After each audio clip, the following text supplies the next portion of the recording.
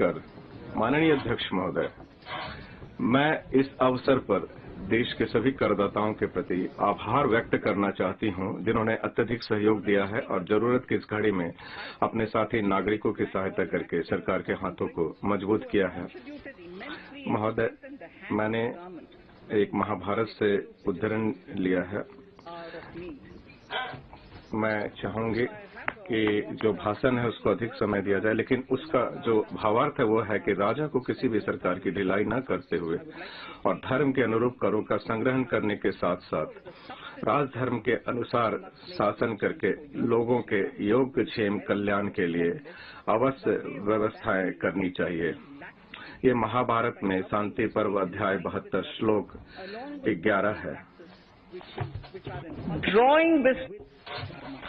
अपने प्राचीन ग्रंथों से ज्ञान एवं मार्गदर्शन प्राप्त करते हुए हमने प्रगति के पथ पर चलना जारी रखा है। इस बजट के प्रस्तावों का अभिप्राय स्थिर और जानी पहचानी कर व्यवस्था की हमारी घोषित नीति पर कायम रहते हुए और अधिक ऐसे सुधारों को लाना है जो एक विश्वसनीय कर व्यवस्था स्थापित करने की हमारी संकल्पना को आगे बढ़ा सके। यह कर प्रणाली को और भी अधिक सरल बनाएगा, करदाताओं को स्वैच्छिक अनुपालन के लिए प्रोत्साहित करेगा और मुकदमेबाजी को कम करेगा। नई अद्यतनीकृत विवरणी का चलन शुरू करना। भारत तीव्र गति से बढ़ रहा है और लोग एक से अधिक वित्तीय लेन देन कर रहे हैं। आयकर विभाग ने करदाता के अंतरणों की रिपोर्टिंग का एक सशक्त ढांचा स्थापित किया है। इस संदर्भ में कुछ करदाताओं को यह महसूस हो सकता है कि उन्होंने कर अदायगी के लिए अपनी आमदनी का ठीक आकलन करने में चूक या गलतियां की हैं।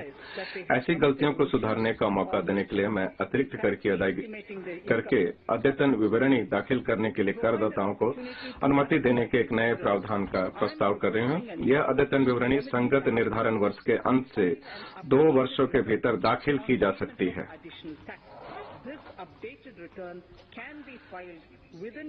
माननीय अध्यक्ष महोदय, वर्तमान में यदि विभाग को यह पता चलता है कि निर्धारिती द्वारा कुछ आमदनी को दर्शाया नहीं गया है, तो वह न्याय निर्णयन की लंबी प्रक्रिया से गुजरता है।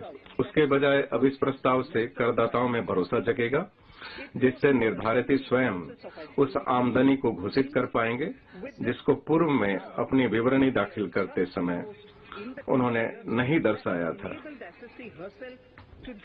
प्रस्ताव के पूर्ण विवरण वित्त विधेयक में दिए गए हैं। यह स्वैच्छिक कर अनुपालन की दिशा में एक सकारात्मक कदम है।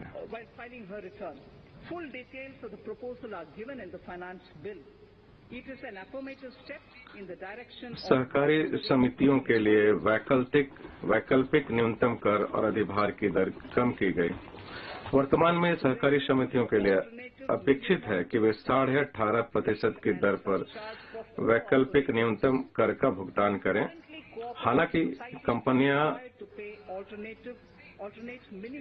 इस कर का 15% की दर पर भुगतान करती हैं। सहकारी समितियों और कंपनियों के बीच समानता लाने के लिए मैं